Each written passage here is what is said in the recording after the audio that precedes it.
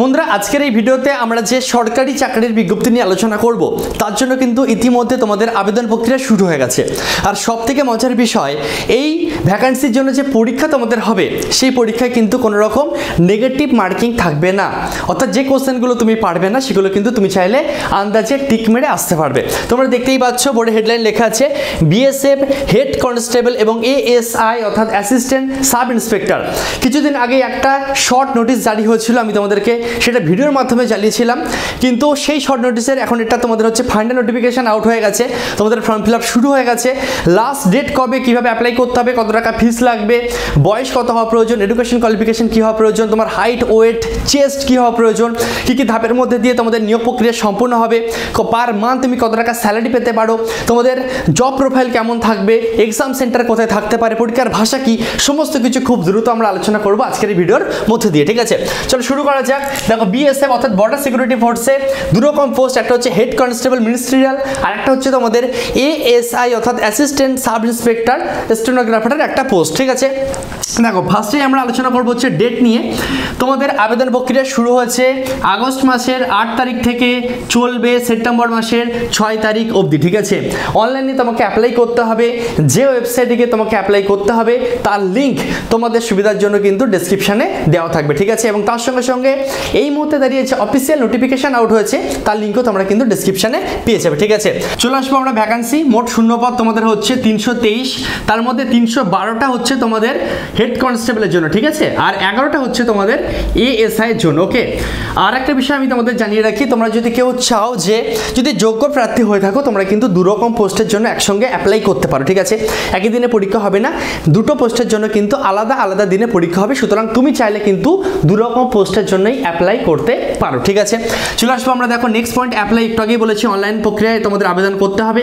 ফিসের কথা যদি বলি, তুমি যদি জেনারেল, ওবিসি বা ইডব্লিউএস ক্যান্ডিডেট হয়ে থাকো তাহলে তোমাকে ফর্ম ফিল আপের সময় 200 টাকা ফিস পে করতে হবে। ঠিক আছে, এছাড়া তুমি যদি ফিমেল, এসসি বা এসটি ক্যান্ডিডেট হয়ে থাকো তাহলে তোমাকে ফর্ম ফিল আপের সময় কোনো রকম টাকা পয়সা দিতে হবে না। ঠিক আছে, চলে আসবো আমরা নেক্সট পয়েন্ট, তোমাদের এডুকেশন কোয়ালিফিকেশন কী হওয়া প্রয়োজন। দেখো দুরকম পোস্ট আছে, একটা হচ্ছে তোমাদের এএসআই আর একটা হচ্ছে হেড কনস্টেবল। দুটো পোস্টের জন্য যে এডুকেশন কোয়ালিফিকেশন চাওয়া হয়েছে সেটা হচ্ছে যে কোনো শাখায় তুমি যদি উচ্চ মাধ্যমিক পাস করে থাকো তাহলেই তুমি অ্যাপ্লাই করতে পারবে। তুমি যদি প্রশ্ন করো দাদা পার্সেন্টেজের কি কোনো ব্যাপার আছে, অ্যান্সার হচ্ছে না, পার্সেন্টেজের কোনো ব্যাপার নেই, তুমি জাস্ট যে কোনো শাখায় পাস করলেই তুমি কিন্তু অ্যাপ্লাই করতে পারবে। এবং তার সঙ্গে সঙ্গে আরও একটা বিষয় জানিয়ে রাখি, এটা কিন্তু অল ওভার ইন্ডিয়ার একটা ভ্যাকান্সি, টোটাল ভারতবর্ষের যে কোনো রাজ্য এবং যে কোনো জেলা থেকে ছেলে এবং মেয়ে উভয় তোমরা কিন্তু অ্যাপ্লাই করতে পারবে। ঠিক আছে, চলে আসবো আমরা নেক্সট পয়েন্ট, তোমার বয়স কত হওয়া প্রয়োজন। দেখো তুমি যদি জেনারেল ক্যান্ডিডেট হয়ে থাকো তাহলে তোমার মিনিমাম হওয়া চাই 18 বছর, ম্যাক্সিমাম তোমার হওয়া চাই 25 বছর। ঠিক আছে, তুমি যদি ওবিসি ক্যান্ডিডেট হয়ে থাকো সেক্ষেত্রে তুমি এক্সট্রা 3 বছরের ছাড় পাবে, তোমার জন্য হয়ে যাবে 18 থেকে 28। এবং তুমি যদি এসসি বা এসটি ক্যান্ডিডেট হয়ে থাকো তুমি কিন্তু এক্সট্রা বয়সে 5 বছরের ছাড় পাবে, তোমার জন্য বয়স হয়ে যাবে 18 থেকে 30 বছর। আশা করি বুঝতে পারলে। আচ্ছা, বয়স তোমাদের কোন ডেট অনুযায়ী ক্যালকুলেশন করা হবে, 6/9/2022 অর্থাৎ তোমাদের সেপ্টেম্বর মাসের 6 তারিখ অনুযায়ী এই হিসাবে কিন্তু তোমাদের বয়স এই হিসাবে হওয়া চাই, মানে 18 থেকে 25, ওবিসিদের জন্য 18 থেকে 28 আর এসসি এসটিদের জন্য 18 থেকে 30। ঠিক আছে, চলে আসবো আমরা নেক্সট পয়েন্ট, তোমাদের সিলেকশন অর্থাৎ তোমাদের নিয়োগ প্রক্রিয়া কোন কোন ধাপের মধ্যে দিয়ে সম্পূর্ণ হবে। তো দেখো নিয়োগ প্রক্রিয়ার প্রধানত তোমাদের 3 থেকে 4টে ধাপ থাকে। প্রথম ধাপে তোমাদের একটা পরীক্ষা হবে, এই যে লিখিত পরীক্ষাটা তোমাদের হবে এটা তোমাদের অফলাইন হওয়ার সম্ভাবনা আপাতত সব থেকে বেশি। নোটিফিকেশনে যেটা বলা আছে তোমাদের কিন্তু অনলাইনে হতে পারে, যদি অনলাইন হয় সেটা কিন্তু পরবর্তীকালে অফিসিয়াল ওয়েবসাইটে জানিয়ে দেওয়া হবে। ঠিক আছে, আপাতত তোমরা এটা ধরে চলো যে তোমাদের অফলাইনেই পরীক্ষা হবে। ঠিক আছে, অর্থাৎ ওএমআর বেস তোমাদের যে এক্সাম হয়। ঠিক আছে, দ্বিতীয় ধাপে তোমাদের কি থাকবে, পিএসটি অর্থাৎ ফিজিক্যাল স্ট্যান্ডার্ড টেস্ট, অর্থাৎ তোমার হাইট ওয়েট এবং চেস্ট মেজারমেন্ট করা হবে এবং তার সঙ্গে সঙ্গে একই দিনে তোমাদের কি হয়, ডকুমেন্টস ভেরিফিকেশন হয়। অর্থাৎ তুমি যদি এসসি কাস্ট সার্টিফিকেট হয়ে থাকো, এসসি যদি হয়ে থাকো তোমাকে সার্টিফিকেট শো করতে হবে, উচ্চ মাধ্যমিকের রেজাল্ট দেখাতে হবে, যা যা ডকুমেন্টস বলবে অরিজিনাল ডকুমেন্টস আমাকে কিন্তু চেক করা হবে। ঠিক আছে, আচ্ছা এরপরে তোমাদের একটা স্কিল টেস্ট থাকে, কি কি থাকে না থাকে একটু পরে বলছি, এবং লাস্ট ধাপে তোমাদের থাকে হচ্ছে মেডিকেল টেস্ট, এবং এরপরে কিন্তু তোমাদের সরাসরি জব জয়েনিং লেটার হাতে দিয়ে দেওয়া হয়। ঠিক আছে, একটা ছোট্ট ইনফরমেশন আমি তোমাদের দিয়ে রাখি। দেখো, ফর্ম ফিল আপ করলে তো শুধু হবে না, তোমাকে প্রস্তুতি নিতে হবে, তোমাকে পড়াশোনা করতে হবে। তো তার জন্য তোমরা যারা এখনও আমাদের ইওর স্টাডি অ্যাপ ডাউনলোড করোনি তারা কিন্তু অবশ্যই দেখবে ডিসক্রিপশানে অ্যাপের লিঙ্ক দেওয়া থাকবে, সেই লিঙ্কে ক্লিক করে সরাসরি প্লে স্টোর থেকে কিন্তু অবশ্যই ইওর স্টাডি অ্যাপ ডাউনলোড করবে। ঠিক আছে, অ্যাপ ডাউনলোড করলে তোমাদের কি সুবিধা হবে, সেখানে তোমরা ফ্রিতে কারেন্ট অ্যাফেয়ার্সের ক্লাস পাবে এবং তার সঙ্গে সঙ্গে যখনই কোনো সরকারি চাকরির বিজ্ঞপ্তি বেরোবে তার নোটিফিকেশনও কিন্তু তোমরা ওখানে অ্যাপের মধ্যে পেয়ে যাবে। ঠিক আছে, এছাড়া তোমরা কি পাবে, এই অ্যাপের থেকে কিন্তু তোমরা যে কোনো সরকারি চাকরির জন্য কিন্তু একদম সঠিক প্রস্তুতি নিতে পারবে, এটুকু আমি তোমাদেরকে চ্যালেঞ্জ করে বলতে পারি। ঠিক আছে, অ্যাপের মধ্যে কি কি আছে? অ্যাপের মধ্যে প্রথম কথা ম্যাথের কোর্স আছে, ইংলিশের কোর্স আছে এবং তার সঙ্গে সঙ্গে জিকে জিএসেরও কিন্তু কোর্স আছে। ঠিক আছে, প্রত্যেকটা কোর্সেরই আমরা কি নাম রেখেছি জানো? প্রত্যেকটা কোর্সের আমরা নাম রেখেছি 0 to Pro। ঠিক আছে, কেন নাম রেখেছি? কারণ আমরা যে সাবজেক্টটাই পড়বো না কেন একদম এমনভাবে পড়বো মানে আমাদের যাতে এক কাজে অনেকগুলো কাজ মিটে যায়। সাপোজ যদি আমি ম্যাথের কথা বলি, তোমার কেন্দ্র সরকার তথা রাজ্য সরকার যে কোনো সরকারি চাকরির পরীক্ষায় যেখানে আমাদের অঙ্ক আছে, যাতে আমাদের অঙ্কটা মানে একবারে যাতে পুরো কমপ্লিট হয়ে যায় সেইভাবে কিন্তু এই কোর্স তৈরি করা হচ্ছে। ঠিক আছে, এছাড়া সবথেকে বেশি যেটা জোর দেওয়া হচ্ছে এই কোর্সের ওপরে, তোমরা অনেক স্টুডেন্ট এমন আছো যারা আর্টসের স্টুডেন্ট বা অনেকে এমন আছো যারা অঙ্কে কাঁচা, তো এখানে সবথেকে বেশি যেটা জোর দেওয়া হচ্ছে, তোমার যদি ছোটোবেলায় কোনো রকম ঘাটতি থেকে থাকে, শুধুমাত্র ম্যাথ নয় প্রত্যেকটা সাবজেক্টের ক্ষেত্রে তোমার যদি ঘাটতি থেকে থাকে সেই ঘাটতিটাকে আগে আমরা পূরণ করব। ঠিক আছে, বেসিক থেকে তারপরে আমরা কি করব, অ্যাডভান্স লেভেলে এগোবো। ঠিক আছে, প্রথমে বেসিক কনসেপ্ট ক্লিয়ার করব, তারপরে আমরা কি করব, সহজ থেকে আস্তে আস্তে কঠিনের দিকে এমনভাবে এগোবো একবার করব আমরা যাতে সমস্ত পরীক্ষায় বসতে পারি। ঠিক আছে, এইভাবে প্রত্যেকটা কোর্স লঞ্চ করা হচ্ছে। তোমরা যারা 15ই আগস্টের আগে এই ভিডিওটা দেখছো তোমরা পেতে চলেছো দারুণ স্পেশাল অফার। তোমাদের প্রচুর রিকোয়েস্টে আমরা এখন অফারটা রেখেছি। অবশ্যই অ্যাপ ভিজিট করো, অ্যাপের মধ্যে তুমি কন্ট্যাক্ট নাম্বার পেয়ে যাবে। যদি কোনো রকম প্রশ্ন থাকে অবশ্যই তুমি কন্ট্যাক্ট নাম্বারে ফোন বা হোয়াটসঅ্যাপে কিন্তু SMS করতে পারো। ঠিক আছে, তার সঙ্গে সঙ্গে আমি তোমাদের প্রত্যেককে এটা একবারও বলবো না যে তোমরা গিয়ে কোর্স পারচেস করো বা কোর্স জয়েন করো। আমি তোমাদেরকে এটুকু বলবো যে অবশ্যই অ্যাপটা ডাউনলোড করে অ্যাপের মধ্যে প্রত্যেকটা কোর্সের না ফ্রি ক্লাস আছে, কিছু ডেমো ক্লাস আছে, সেই ডেমো ক্লাসগুলো ফার্স্ট দেখো এবং তারপরে তোমার যদি মনে হয় যে আমাদের পড়ানো তোমার ভালো লাগছে, তুমি যেমন চাইছো ঠিক তোমার মনের মতন আমরা তোমাকে পড়াতে পারছি, তাহলে অবশ্যই তুমি কিন্তু কোর্স জয়েন করতে পারো। ঠিক আছে, এটুকু আমি তোমাকে চ্যালেঞ্জ করে বলছি, 15ই আগস্টের আগে তুমি যদি যে কোনো কোর্স জয়েন করো এত কমের মধ্যে এবং এত ভালো জিনিস তুমি পাবে অল ওভার ইন্ডিয়ায় হয়তো তোমাকে কেউ দিতে পারবে না, এটুকু আমার তরফ থেকে তোমার কাছে চ্যালেঞ্জ থাকলো। ঠিক আছে, বাকি তোমার ব্যাপার, তুমি কি করবে অবশ্যই অ্যাপ ডাউনলোড করে চেক করে নিও। ওকে, চলো আমরা বিস্তারিত আলোচনা করি। দেখো, এক্সামের ব্যাপার যদি আমি তোমাদের বলি, টোটাল 100 নম্বরে তোমাদের কিন্তু পরীক্ষা হবে। ওকে, কি কি সাবজেক্ট থাকে? হিন্দি অথবা ইংলিশ থেকে তোমার 20 নম্বরের পরীক্ষায় আসবে কোশ্চেন, জেনারেল ইন্টেলিজেন্স বা রিজনিংস থেকে 20টা কোশ্চেন আসবে 20 নম্বর, অঙ্ক থেকে 20টা কোশ্চেন 20 নম্বর। এছাড়া ক্লারিক্যাল অ্যাপটিটিউড বলে একটা সাবজেক্ট হয়, খুবই সহজ একটা সাবজেক্ট, যারা জানো না যে সাবজেক্টটা কেমন সেক্ষেত্রে তোমরা অবশ্যই ইউটিউবে সার্চ করে দেখতে পারো। এছাড়া তোমরা যদি অনেক বেশি পরিমাণে কমেন্ট করো তাহলে এই বিষয়ে আমি একটা ডিটেলসে ভিডিও তোমাদের জন্য নিয়ে আসবো। ঠিক আছে, এর সঙ্গে সঙ্গে তোমাদের কিন্তু কম্পিউটার নলেজ অর্থাৎ বেসিক কম্পিউটারের উপরে কিন্তু তোমাদের কি করা হবে, 20 নম্বরের কোশ্চেন দেওয়া হবে। ঠিক আছে, আচ্ছা, এর সঙ্গে সঙ্গে তোমরা অনেকেই প্রশ্ন করো দাদা পরীক্ষার ভাষা কি বাংলা থাকবে? অ্যান্সার হচ্ছে না, বাংলায় তোমরা পরীক্ষা দিতে পারবে না। ঠিক আছে, হিন্দি অথবা ইংলিশে তোমাকে পরীক্ষা দিতে হবে। 100টা কোশ্চেন, 100 নম্বরের পরীক্ষা, প্রত্যেকটা উত্তর সঠিক হলে তুমি 1 করে পাবে। ঠিক আছে, ওকে, পরীক্ষার টাইম হচ্ছে তোমাদের 100 মিনিট, অর্থাৎ তোমাদের কি হচ্ছে 1 ঘন্টা 40 মিনিটের টোটাল তোমাদের পরীক্ষা হচ্ছে। পরীক্ষার টাইম অনেকটা বেশি পাবে। মজার বিষয়, নেগেটিভ মার্কিং নেই, ভিডিও শুরুতেই বলেছি। প্রত্যেকটা উত্তর সঠিক করে আসার চেষ্টা করবে বা যেগুলো পারবে না সেগুলো কি করবে, আন্দাজে টিক মেরে দিয়ে চলে আসবে। ঠিক আছে, এছাড়া তোমরা অনেকেই প্রশ্ন করো দাদা কত নম্বর পেলে মোটামুটি আমরা পাস করব? সেক্ষেত্রে তুমি যদি জেনারেল বা EWS ক্যান্ডিডেট হয়ে থাকো 100-র মধ্যে মিনিমাম তোমাকে 35 স্কোর করতে হবে, তাহলে তুমি পাস হয়ে যাবে। ঠিক আছে, একই রকমভাবে তুমি যদি OBC SC বা ST ক্যান্ডিডেট হয়ে থাকো মিনিমাম তোমাকে 33 অর্থাৎ 33 নম্বর পেতে হবে, তাহলে তুমি পাস হবে। ঠিক আছে, তবে এটা তুমি ভেবো না যে আমি পাস করলেই চাকরি পেয়ে যাব, কারণ যখন মেরিট লিস্ট তৈরি হবে ভ্যাকেন্সি অনুযায়ী যারা সব থেকে ভালো স্কোর করবে তাদের কিন্তু চাকরি পাওয়ার সম্ভাবনা আস্তে আস্তে বাড়তে থাকবে। ঠিক আছে, এটা বলে তুমি হয়তো পাস করবে তার মানে এই নয় যে এত কম নাম্বারে তুমি কিন্তু চাকরি পাবে, এটা কিন্তু আশা করো না। ঠিক আছে, তো চলো দেখো নেক্সট পয়েন্ট যেটা আমি আলোচনা করবো সেটা হচ্ছে তোমাদের PST। এই 100 নম্বরের পরীক্ষা দেওয়ার পরে একটা মেরিট লিস্ট তৈরি হয়, সেই লিস্ট অনুযায়ী যদি তোমার নাম আসে তাহলে তুমি পরবর্তী ধাপের জন্য কোয়ালিফাই করবে বা পরবর্তী ধাপে যেতে পারবে। ঠিক আছে, পরবর্তী ধাপ হচ্ছে তোমাদের PST অর্থাৎ ফিজিক্যাল স্ট্যান্ডার্ড টেস্ট। তোমাদের হাইট, ওয়েট এবং চেস্ট মেজারমেন্ট করা হবে। এখানে কত ছাত্রছাত্রীকে ডাকা হবে?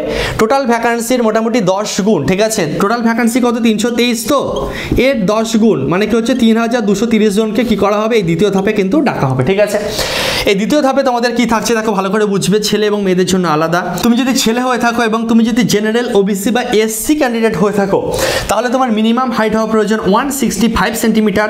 এছাড়া তুমি যদি মেয়ে হয়ে থাকো এবং তুমি যদি জেনারেল ওবিসি এবং এসসির মধ্যে পড়ো তাহলে তোমার মিনিমাম হাইট হওয়া প্রয়োজন 155 সেন্টিমিটার, ঠিক আছে। এছাড়া তোমরা যারা এসটি ক্যান্ডিডেট আছো, তুমি যদি ছেলে হয়ে থাকো তোমার হাইট হওয়া প্রয়োজন 162.5 সেন্টিমিটার এবং তুমি যদি মেয়ে হয়ে থাকো তোমার হাইট হওয়া প্রয়োজন 150 সেন্টিমিটার, ঠিক আছে।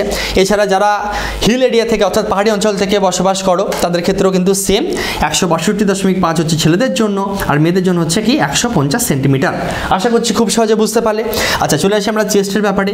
মেয়েদের কোনো রকম চেস্ট মেজারমেন্ট থাকে না, থাকবে শুধুমাত্র ছেলেদের জন্য। তুমি যদি জেনারেল ওবিসি বা ইডব্লিউএস ক্যান্ডিডেট হয়ে থাকো বুক না ফুলিয়ে তোমার বুকের ছাতি হওয়া চাই 77 সেন্টিমিটার এবং বুক তোমার ফোলানোর ক্ষমতা থাকা চাই 5 সেন্টিমিটার, অর্থাৎ বুক ফুলিয়ে তোমার হওয়া চাই 82 সেন্টিমিটার, ঠিক আছে। এছাড়া তুমি যদি এসটি ক্যান্ডিডেট হয়ে থাকো বুক না ফুলিয়ে তোমার হওয়া চাই 76 সেন্টিমিটার এবং বুক ফুলিয়ে তোমার হওয়া চাই 81 সেন্টিমিটার, ঠিক আছে। আশা করি খুব সহজে বুঝতে পারলে যে তোমাদের হাইট এবং চেস্টের ব্যাপারটা কি থাকে।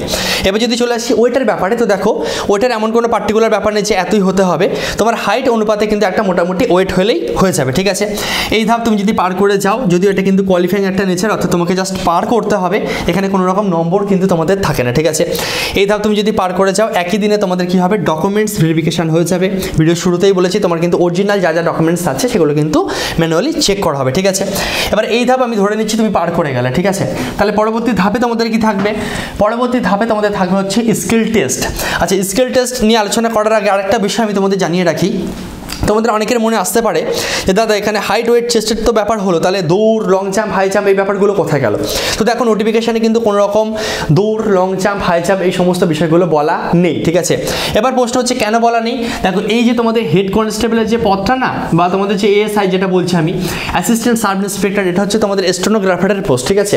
আর এই যে তোমাদের হেড কনস্টেবল এটা কিন্তু মিনিস্ট্রিয়াল, অর্থাৎ খুব সহজে তোমাদের যদি আমি জব প্রোফাইলের কথাটা একবারে বলে দিই, এই যে জবটা এটা কিন্তু মানে এই নয় যে তোমাকে ফিল্ড ওয়ার্ক করতে হবে, ঠিক আছে। তুমি হেড কনস্টেবল পদে চাকরি পাও কি তুমি অ্যাসিস্ট্যান্ট সাব ইন্সপেক্টর পদে চাকরি পাও না কেন, তোমার কিন্তু অফিসিয়াল ওয়ার্ক থাকবে, অর্থাৎ তোমাকে কিন্তু ফিল্ড ওয়ার্ক অতটা করতে হবে না, ঠিক আছে।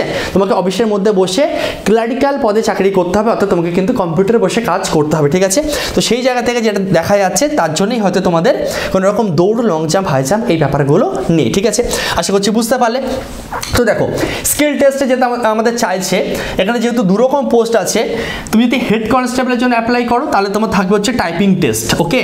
আর তুমি যদি এএসআই অর্থাৎ অ্যাসিস্ট্যান্ট সাব ইন্সপেক্টর স্টেনোগ্রাফার এই পোস্টের জন্য অ্যাপ্লাই করো তাহলে তোমাকে স্টেনোগ্রাফার কিন্তু জানা হওয়া চাই, ঠিক আছে।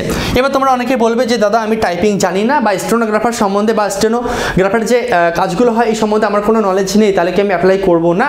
অ্যান্সার হচ্ছে অবশ্যই তুমি অ্যাপ্লাই করবে, ঠিক আছে। যদি তুমি এই মানে ডকুমেন্টস ভেরিফিকেশন অবধি কোয়ালিফাই করে নাও না, তারপরে তুমি যেটুকু টাইম পাবে স্কিল টেস্ট হওয়ার আগে একটা মোটামুটি টাইম দেওয়া হয়, ওকে। তো সেই টাইমটুকু যথেষ্ট তুমি কিন্তু বাড়িতে বসেই তুমি ইউটিউব থেকে দেখে দেখে কিন্তু সমস্ত কিছু শিখে নিতে পারবে, বা কোথাও একটা ভর্তি হয়ে গেলে কিন্তু খুব অল্প দিনের মধ্যে তুমি কিন্তু এই বিষয়গুলো শিখে যেতে পারবে, ঠিক আছে। কাজেই ভয়ের কোনো কারণ নেই, ওকে। তো দেখো স্কিল টেস্টে আমি খুব দ্রুত একটু বলে দিই। তুমি যদি ইংলিশে টাইপ করে দেখো তাহলে তোমার 35 ওয়ার্ড পার মিনিট স্পিড হওয়া চাই, আর তুমি যদি হিন্দি টাইপ করো তাহলে 30 ওয়ার্ড পার মিনিট তোমার স্পিড হওয়া চাই, ঠিক আছে। টাইম দেয় হচ্ছে 10 মিনিট, এটা কিসের জন্য? হেড কনস্টেবল পদের জন্য, ঠিক আছে। আর তুমি যদি এএসআই পদের জন্য অ্যাপ্লাই করো বা স্কিল টেস্টে বসো সেক্ষেত্রে তোমার স্টেনোগ্রাফি টেস্ট হবে, সেক্ষেত্রে তোমাদের স্পিড থাকবে হচ্ছে 80 word per minute, Hindi English দুটোর ক্ষেত্রেই। টাইমের পার্থক্য আছে, তুমি যদি হিন্দিতে করো তাহলে তোমার 65 মিনিট টাইম দেবে, আর ইংলিশে করলে তোমাকে কিন্তু 50 মিনিট অর্থাৎ 50 মিনিট তোমাকে টাইম দেবে, ঠিক আছে। তো এই ধাপও তুমি যদি পার করে যাও তাহলে পরবর্তী একদম লাস্ট ধাপ যেটা থাকবে সেটা হচ্ছে তোমার মেডিকেল টেস্ট, ঠিক আছে। এবং মেডিকেল টেস্ট হয়ে যাওয়ার পরে ফাইনাল একটা মেরিট লিস্ট তৈরি হবে, এবং সেই লিস্ট অনুযায়ী যদি তোমার নাম চলে আসে তাহলে তুমি এক কথায় ধরে নাও চাকরিটা তুমি পেয়ে গেছো, তোমার বাড়িতে কিন্তু কল লেটার চলে আসবে, ঠিক আছে। আচ্ছা, তো ধরে নিচ্ছি এবার তুমি চাকরিটা পেয়ে গেছো, স্যালারি তোমার কীরকম থাকবে?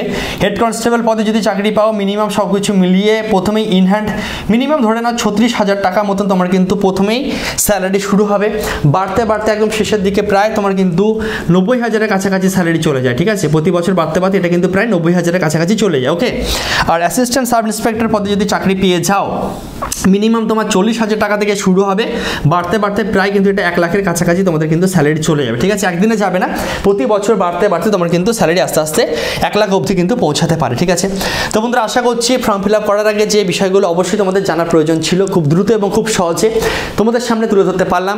এরপরে আরও বিস্তারিত জানার জন্য একবার নোটিফিকেশনটা পড়ে নিও, তোমাদের সুবিধার জন্য ডেসক্রিপশনে লিঙ্ক দেওয়া থাকলো। ঠিক আছে, তো দেখা হচ্ছে নেক্সট ভিডিওতে। সবাই ভালো থেকো, সুস্থ থেকো।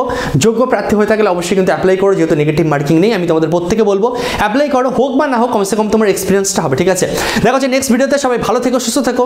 জয় হিন্দ।